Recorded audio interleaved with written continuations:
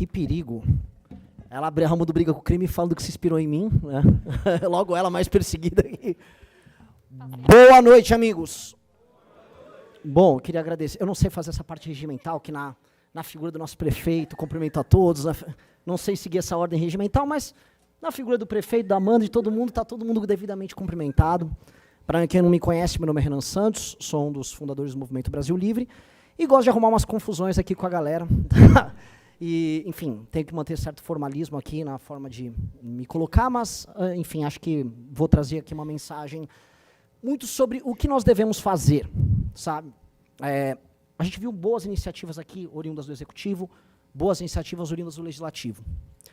E tudo isso, ou quase tudo, em termos de boas iniciativas no combate ao crime, param, e sempre param, numa legislação, parte dela plasmada na nossa Constituição, que facilita a vida do crime. Temos aqui muitos agentes de segurança aqui, policiais municipais, e quantas vezes eles não saíram às ruas, se colocaram numa posição de risco para a própria vida enfrentando o crime, e ao deter um vagabundo, um criminoso, descobrem que ele sai da delegacia horas depois, ou dias depois, sendo que muitos deles contam com assessoria jurídica do 1º Comando da Capital, em São Paulo, no Rio de Janeiro do Comando Vermelho, contam com ONGs e até setores da própria imprensa que apoiam, estão de olho para ver se houve algum tipo de violação. E eu não estou aqui com um discurso estilo, só vamos matar esses vagabundos. Não, não, a gente vive num Estado democrático de direito. Mas o nosso Estado democrático é de direito ou ele é parcialmente de direito, fazendo com que a sua vida, ou a vida de todos nós, seja impedida de ser executada na sua plenitude, porque nós somos, na prática, os presos nessa situação. Os nossos agentes de segurança prendem os bandidos são soltos, e o cidadão fica devidamente preso. E como preso? Se você for olhar, se você mora numa casa, sua casa tem muro ou tem grade? Todos aqui. Se você mora num prédio, provavelmente tem um segurança, uma pessoa que vai brecar a entrada de pessoas, porque o seu prédio provavelmente também tem muro e também tem grade. A sua casa provavelmente vai ter, se você mora numa residência, grades nas janelas. E as portas têm que ser minimamente reforçadas. Se você sai de carro, seu carro vai ter um insufilme. Não blindado, porque não somos ricos aqui, mas você, no mínimo, quer que o bandido não veja a bolsa ou o celular. Se você anda com o celular na rua, você tem que esconder ele, porque ele pode ser roubado. Se você olhar e prestar atenção, boa parte do seu dia é determinado pela falta de segurança pública.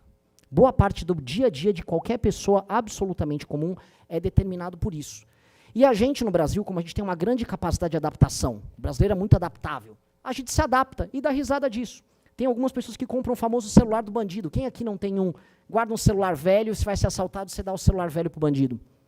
Isso se tornou recorrente e a gente naturaliza, porque na ânsia de tentar, talvez, viver uma vida normal, a gente cria simulações de mundo real e vai se adaptando.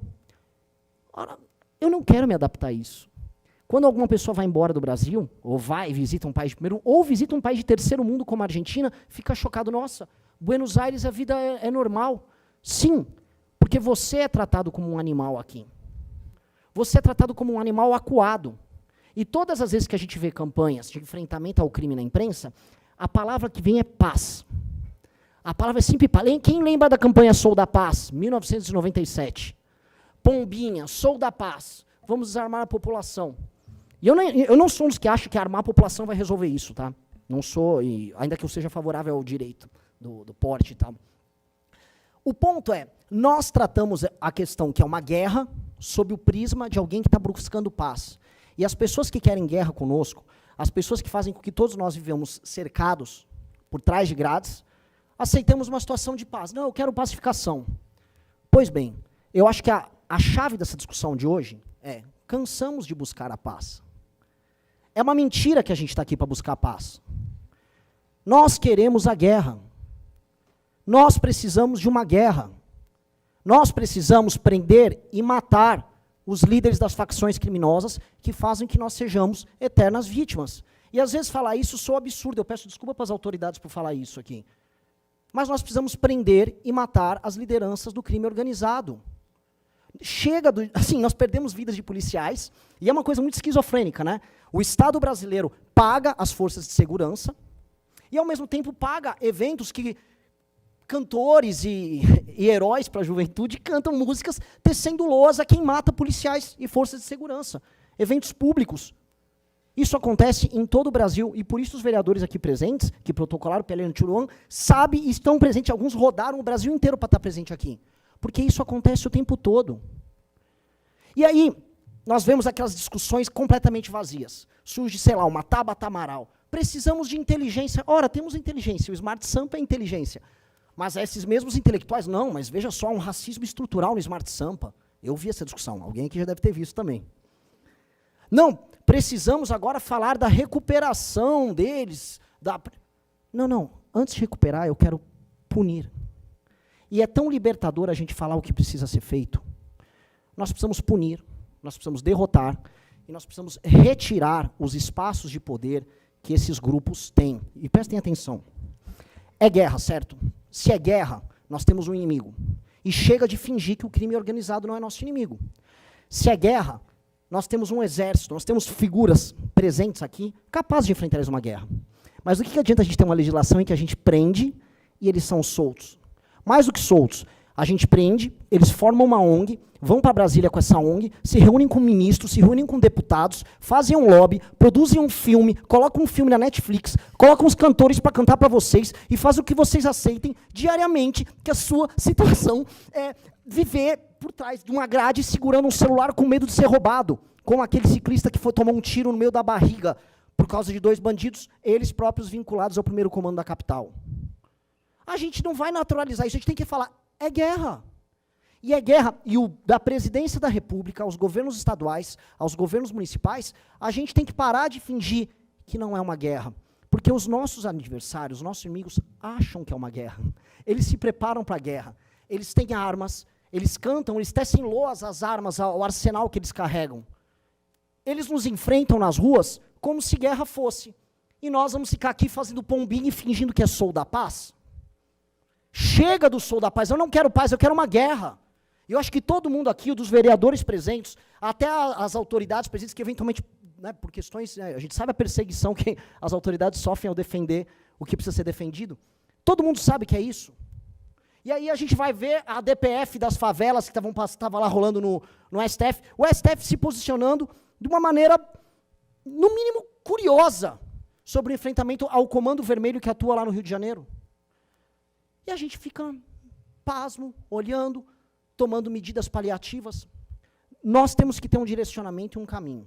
E eu acho que esse caminho da frente, a Amanda está trazendo aqui inúmeras propostas, mas nós como cidadãos, nós como parte da sociedade civil, temos que ter um caminho. Aquele que não tem caminho não sabe para onde vai. Nós precisamos alterar as leis que estão na Constituição que impedem a gente de ter prisões muito duras. O bandido tem que ter muito medo. O cara tem que ter mais medo. O cara tem que ser dissuadido antes de cometer o crime. E ele tem que ter muito mais medo de sair à rua para cometer o crime do que você para andar com um celular velho.